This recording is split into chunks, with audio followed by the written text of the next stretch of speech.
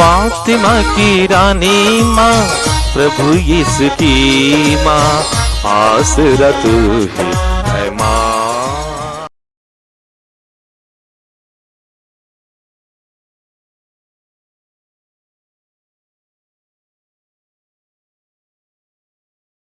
पहला पाठ नबी योना का ग्रंथ, अध्याय 3, पद संख्याएं 1 से 10 तक।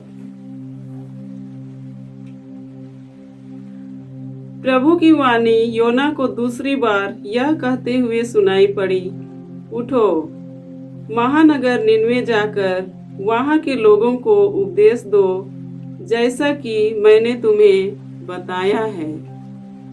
इस पर योना उठ खड़ा हुआ और प्रभु के आज्ञा अनुसार निनवे चला गया। निनवे एक बहुत बड़ा शहर था।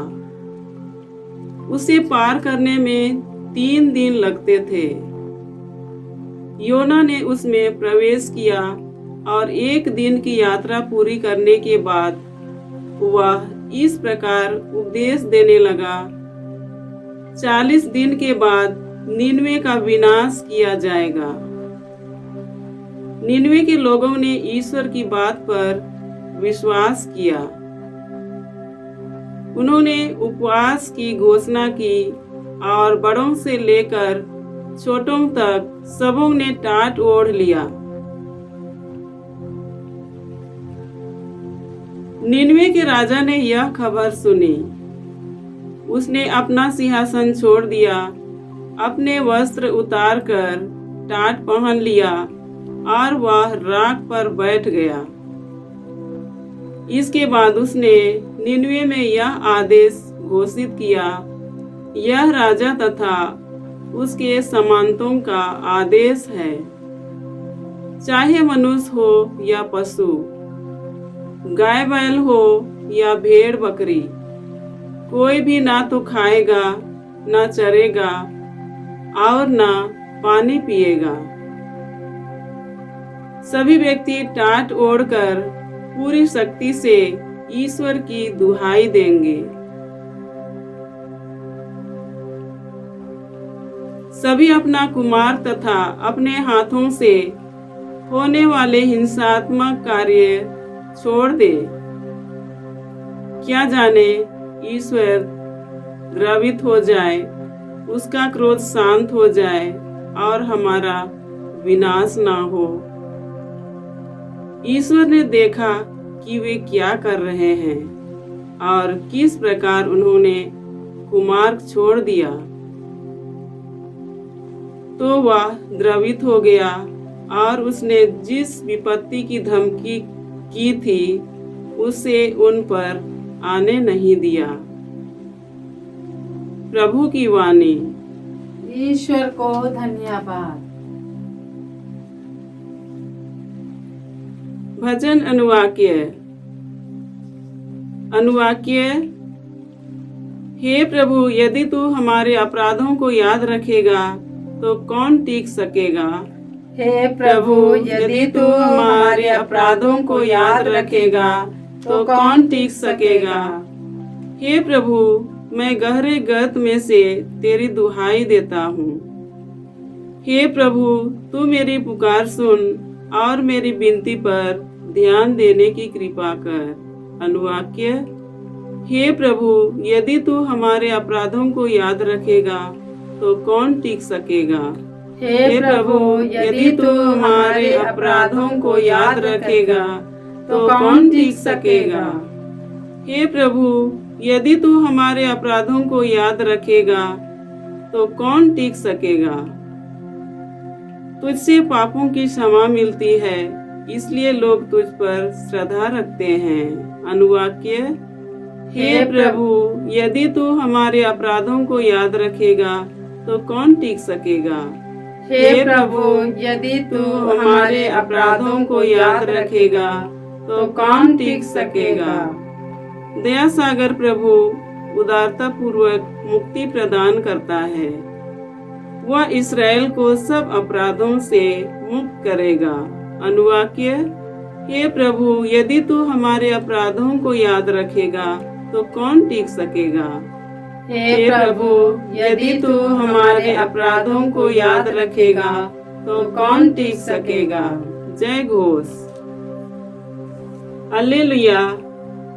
धन्य है वे जो ईश्वर का वचन सुनते और उसका पालन करते हैं। हालेलुया। प्रभु आप लोगों के साथ हो और आपकी आत्मा के साथ। संत लूकस के अनुसार पवित्र सुसमाचार। हे प्रभु तेरी महिमा हो।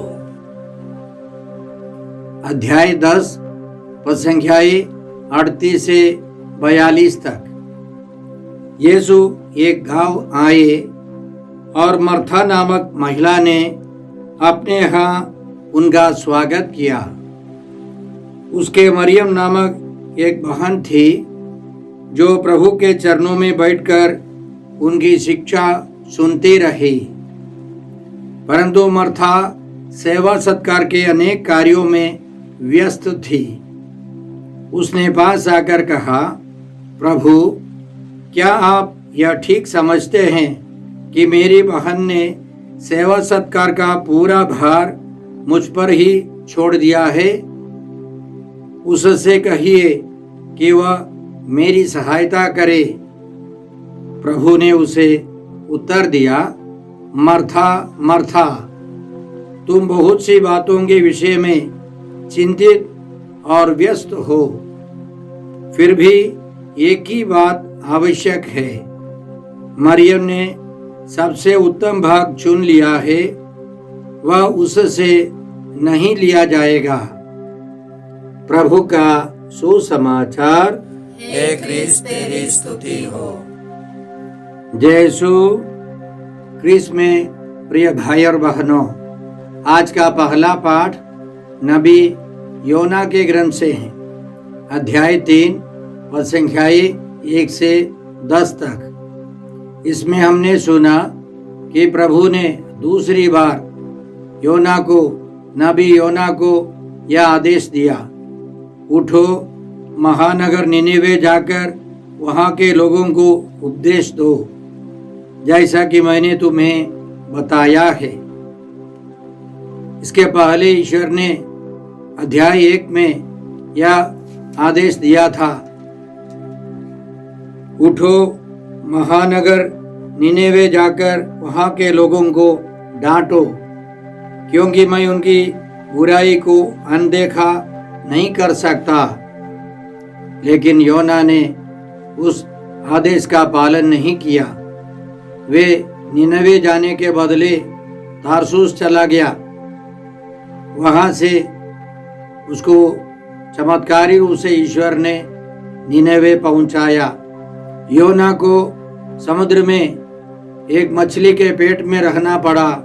वहां योना का मन परिवर्तन हो गया, वो आदमी बदल गया। अब दूसरी बार जब ईश्वर की वाणी आई तो वह ईश्वर के आदेशों का पालन करने के लिए तैयार हो गया और एक दिन की यात्रा करके नबी ने यह घोषणा की, 40 दिन के बाद निनेवे का विनाश किया जाएगा। 40 दिन के बाद निनेवे का विनाश होगा। यह सुनकर लोगों ने पश्चाताप किया, उन्होंने प्रार्थना की, उपवास किया, टाट ओढ़ा और यह खबर राजा के पास पहुंची। राजा ने आदेश दिया, सभी लोगों को, यहाँ तक कि जानवरों को भी उपवास करना होगा। और उन्होंने पश्चाताप किया। अंतिम में हम लोग इस प्रकार पढ़ते हैं, ईश्वर ने देखा कि वे क्या कर रहे हैं और किस प्रकार उन्होंने कुमार्ग छोड़ दिया है, तो वह द्रवित हो गया और उसने जिस विपत्ति की धमकी दी थी उसे उन पर नहीं आने दिया। तो हम लोग सबसे पहले आश्चर्यचकित हो जाते हैं, इतना लंबा चौड़ा शहर है, 3 दिन की यात्रा के बाद ही वो शहर हम पार कर सकते थे। दूसरी बात कि सबों ने पश्चाताप किया। एक छोटी भविष्यवाणी सुनकर उसे स्वीकार कर सबों ने पश्चाताप किया। और हम यह भी समझते हैं निनिवे के लोगों के मन परिवर्तन में 3 चरण थे। पहला चरण यह था कि उन्होंने अपने पापों को स्वीकार किया, इसलिए उन्होंने उपवास किया, प्रार्थना की, टाट ओढ़ा। दूसरा चरण यह है कि उन्होंने कुकर्मों को छोड़ दिया और दूसरों पर अन्याय, अत्याचार, हिंसा के कार्य सब उन्होंने छोड़ दिया। और तीसरा चरण है उन्होंने यह स्वीकार किया ईश्वर अपनी मर्जी के अनुसार, सर्वशक्तिमान ईश्वर अपनी इच्छा के अनुसार उन पर दया करे या ना करे, यह ईश्वर के ऊपर है, ईश्वर की पवित्र इच्छा के अनुसार है। उनको पक्का मालूम नहीं था कि ईश्वर उन पर दया करेगा। अंतिम में हम यह जानते हैं कि ईश्वर ने उन पर दया की, उनको दंड नहीं दिया। आज के पवित्र वचनों के द्वारा नबी योना हमको क्या सिखाता है? नबी योना से हम यह सीख सकते हैं कि हम पापी होंगे, पश्चाताप कर पवित्र जीवन बिताकर प्रभु के नियमों के अनुसार प्रभु के लिए जीवन बिताएंगे, प्रभु का सुसमाचार सुनाएंगे, तो सुनने वाले निश्चित रूप से बदल जाएंगे। पश्चाताप की कृपा उनको आसानी से मिलेगी। लेकिन हम अपवित्र होकर सुसमाचार सुनाएंगे, हमारे अंदर कई प्रकार के बंधन है, तो उन पर पवित्रता की कृपा उतरना आसान नहीं है। तो इसलिए हर एक विश्वासी को पवित्र जीवन बिताना है, उसको खुद पश्चाताप कर पवित्र जीवन बिताना है। नीनिवे के लोग हमको क्या सिखाते हैं? हमको ईश्वर की वाणी पर विश्वास करना है। यदि विश्वास नहीं है तो हम लोग पश्चाताप नहीं करेंगे, पवित्र जीवन नहीं बिताएंगे। ईश्वर के वचनों में ईश्वर की शक्ति है, मनुष्यों के वचन के समान नहीं है। ईश्वर का वचन, ईश्वर के वचन में ईश्वर है। वह सर्वशक्तिमान ईश्वर की सर्वशक्तिशाली वचन है। हम ईश्वर के वचनों में विश्वास करें। निनिवे का राजा हमें क्या सिखाता है? हर देश में उस राजा के समान राजा या अधिकारी हो। अच्छे राष्ट्र नेता होने पर हमारा देश या अन्य देश सब सुधर जाएंगे। बहुत सारी समस्याओं का कारण यह है कि देशों में अच्छे नेता नहीं है, वे भ्रष्ट है, वे अत्याचारी है, वे अन्यायी है, प्रेम से न्याय से शासन नहीं करते हैं। इसलिए हमें प्रार्थना करनी है कि हमारे देश के और अन्य देशों के अधिकारी अच्छे लोग होंगे, समर्पित होंगे, प्रभु में विश्वास करने वाले हों। इसके लिए हमें प्रार्थना करनी है। साथ साथ हम अपने अंदर जांच कर देखें कि हम पवित्र जीवन बिताते हैं। यदि हम पवित्र जीवन नहीं बिताते हैं तो हम विनाश की ओर आगे बढ़ रहे हैं। इसलिए हमें पवित्र जीवन बिताकर प्रभु के पास जाना है। आज के सुसमाचार में हमने पढ़ा कि प्रभु यीशु एक घर आए और मर्था नामक महिला ने उस घर में प्रभु यीशु का स्वागत किया और उसकी बहन मरियम प्रभु यीशु के चरणों में बैठकर उनके वचनों को सुनती रही और मर्था सेवा सत्कार के कार्य में व्यस्त थी। और मर्था ने आकर प्रभु यीशु से शिकायत की, प्रभु क्या आप यह ठीक समझते हैं कि मेरी बहन ने सेवा सत्कार का पूरा भार मुझ पर ही छोड़ दिया है? उससे कहिए कि वह मेरी सहायता करे। भाई और बहनों, बहुत सारे लोग मर्था के समान है। ईश्वर से शिकायतें करते रहते हैं। वे ईश्वर को आदेश देते हैं क्या करना है क्या नहीं करना है। मर्था सेवा सत्कार के कार्य में व्यस्त तो थी, लेकिन वह चिंता करती थी, व्यस्त रहती थी। इसलिए प्रभु यीशु ने उससे कहा, मर्था मर्था, तुम बहुत सी बातों के विषय में चिंतित और व्यस्त हो। तुम बहुत सी बातों में चिंतित और व्यस्त हो। जब कभी बाइबल में हम लोग किसी का नाम 2 बार पढ़ते हैं, ईश्वर कुछ महत्वपूर्ण बातें बताने वाला है। संत मत्ती के सुसमाचार अध्याय 6 पद संख्या 25 में प्रभु यीशु ने इसी तरह सिखाया था, मैं तुम लोगों से कहता हूँ, चिंता मत करो, न अपने जीवन निर्वाह की कि हम क्या खाए, और न अपने शरीर की कि हम क्या पहने। क्या जीवन भोजन से बढ़कर नहीं, और क्या शरीर कपड़े से बढ़कर नहीं। आगे यीशु कहते हैं, चिंता करने से तुम में से कौन अपनी आयु घड़ी भर भी बढ़ा सकता है। यीशु का कहना है, चिंता मत करो। लेकिन हम बहुत सारे लोग छोटी छोटी बातों के लिए चिंता करते हैं। क्यों? क्योंकि प्रभु यीशु ने आगे समझाया, एक बात बिल्कुल आवश्यक है। मरियम ने सबसे उत्तम भाग चुन लिया है। सबसे उत्तम भाग है प्रभु यीशु के चरणों में बैठकर उनकी बातों को सुनना, उनकी बातों में विश्वास करना, उनकी बातों में मनन करते हुए जीवन बिताना। तो यह महिला मर्था, वह अच्छी महिला है, वह यीशु का स्वागत करती है। संत यूहन्ना के सुसमाचार अध्याय 11 पद संख्या 5 में हम लोग इस प्रकार पढ़ते हैं, यीशु मर्था को, मरियम को और लाजरुस को, उनके भाई लाजरुस को प्यार करते थे।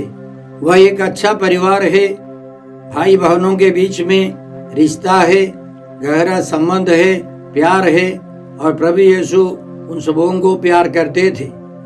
फिर भी मरियम प्रार्थना में, वचन में ज्यादा रुचि दिखाती थी, और मर्था सेवा सत्कार में जुट गई, चिंता करते हुए, व्यस्तता में चिंता करते हुए।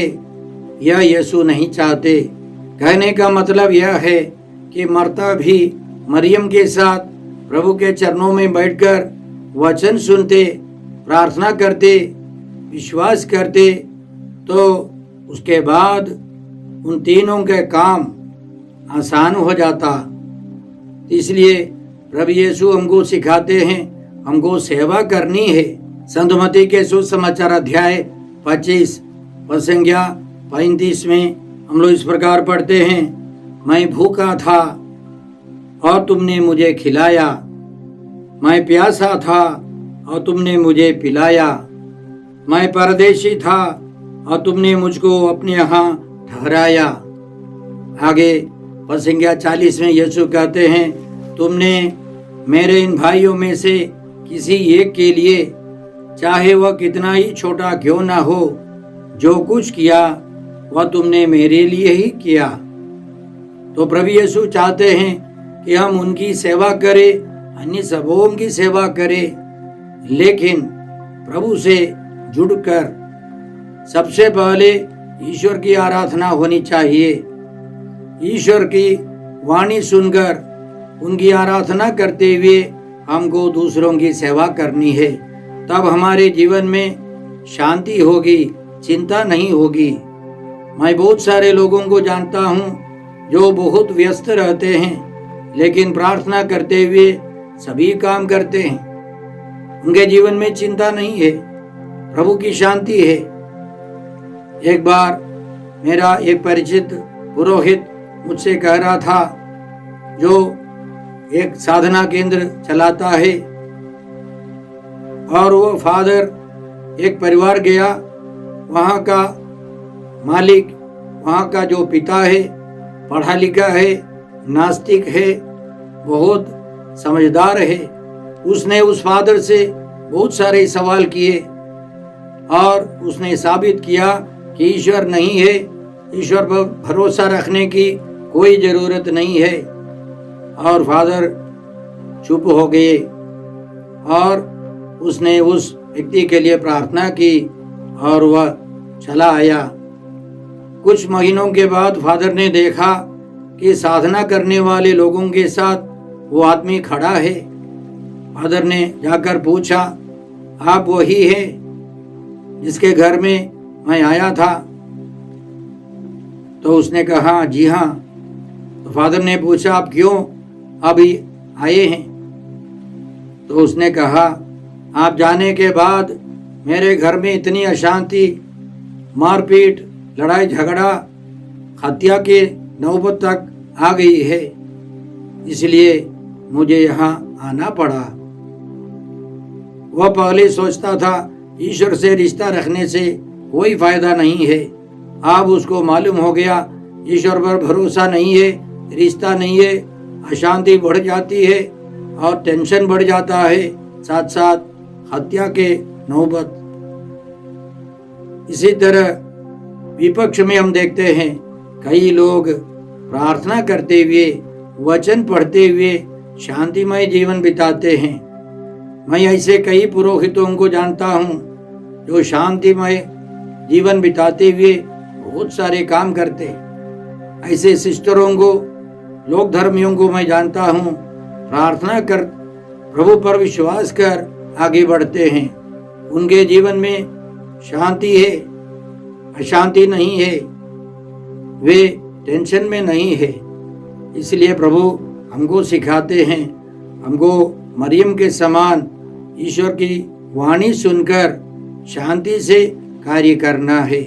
संत यूहन्ना के सुसमाचार अध्याय 11 में हम लोग पढ़ते हैं कि इसी मर्था में काफी परिवर्तन आया है कि लाजरुस मर गया और वह कब्र में रखा गया। 14 दिन प्रभु यीशु उसी गांव में आए। यह सुनकर तुरंत मर्था निकलकर प्रभु से मिलने के लिए गई और उसने प्रभु से बातें की, प्रभु की वाणी सुनी और प्रभु ने महान वचन सुनाए, पुनरुत्थान और जीवन मैं हूँ। जो मुझ में विश्वास करता है वह मरने पर भी जीवित रहेगा और जो मुझ में विश्वास करते हुए जीता है वह कभी नहीं मरेगा। इसी तरह उस महिला में परिवर्तन आने लगा। अगले अध्याय में हम लोग पढ़ते हैं कि उसी लाजरस के आदर में लोगों ने भोज दिया और हम पढ़ते हैं मर्था परोसती थी। मर्था सेवा सत्कार में लगी और उसने सबों को भोजन दिया। आज के सुसमाचार के द्वारा संत पौलुस हमें क्या सिखाते हैं? प्रभु यीशु सबों की मुक्ति के लिए आए हैं, न केवल पुरुषों को, महिलाओं को प्रभु यीशु ने प्राथमिकता दी, महत्व दिया। इसलिए परंपराओं से हटकर प्रभु यीशु ने 3 कार्य किए। प्रभु यीशु महिलाओं के साथ है जो उनके रिश्तेदार नहीं है। कोई भी गुरु उन दिनों ऐसा नहीं करता था। दूसरा, मर्था एक महिला उनकी सेवा सत्कार में लग गई। और तीसरा है, यीशु एक महिला को उसके घर में शिक्षा दे रहे हैं। और इसी तरह उस समय के गुरु नहीं करता था। प्रभु यीशु दिखाना चाहते हैं कि जैसे पुरुषों को अपने शिष्यों के समान यीशु ने रखा, प्रभु यीशु ने महिलाओं को भी स्थान दिया है। इसके द्वारा प्रभु यीशु हमें यह सिखाते हैं कि हमारे घरों में, हमारे समाज में और चर्च में महिलाओं का उचित स्थान होना चाहिए। सबसे अंतिम में हम इस बात पर ध्यान दें कि प्रभु यीशु एक परिवार में गए। उस परिवार की एक सदस्य ने प्रभु के चरणों में बैठकर वचन सुना, प्रभु से बातें की। और प्रभु यीशु हमको सिखाते हैं कि हर परिवार में प्रार्थना होनी चाहिए, पारिवारिक प्रार्थना होनी चाहिए। कुछ दिनों के पहले हमारे महाधर्माध्यक्ष ने कुछ चुने हुए कैथोलिक बच्चों से बातें की, उनको समझाया। अंतिम में उन्होंने पूछा कि कितने लोगों के घर में पारिवारिक प्रार्थना है। 100 लड़के लड़कियों में से बहुत कम लोगों ने अपने हाथ उठाए। इसका मतलब बहुत सारे परिवारों में पारिवारिक प्रार्थना नहीं है। प्रभु यीशु ने मार्था, मरियम और लाजरस को प्यार किया। पारिवारिक प्रार्थना होनी चाहिए। याद रखें, 29 जुलाई को मार्था का पर्व था। वर्तमान संत पापा ने मार्था, मरियम और लाजरस के नाम पर इस दिन को चढ़ाया है। पर्व मनाना है एक परिवार के तौर पर। हमारे परिवारों में पारिवारिक प्रार्थना होनी चाहिए, जिससे हम शैतान के प्रलोभन से बचते रहेंगे, पवित्र जीवन बिताकर आगे बढ़ सकेंगे। आइए हम इन 2 महान महिलाओं के द्वारा विशेष कृपाएं मांगते हैं। हे पिता ईश्वर, हे प्रभु यीशु, हे पवित्र आत्मा ईश्वर, आज के सारे पवित्र वचनों के लिए हम तुझे धन्यवाद देते हैं और तुझसे प्रार्थना करते हैं कि हम सब प्रभु यीशु के चरणों में बैठकर उनसे बातें सुने, उनकी बातें स्वीकार करें, उनमें विश्वास कर आगे बढ़ सके। हम यह प्रार्थना करते हैं प्रभु क्रिस्त के द्वारा। हमारे प्रभु यीशु क्रिस्त की कृपा, ईश्वर का प्रेम और पवित्र आत्मा का साहचर्य आप सबों को प्राप्त हो। आमीन।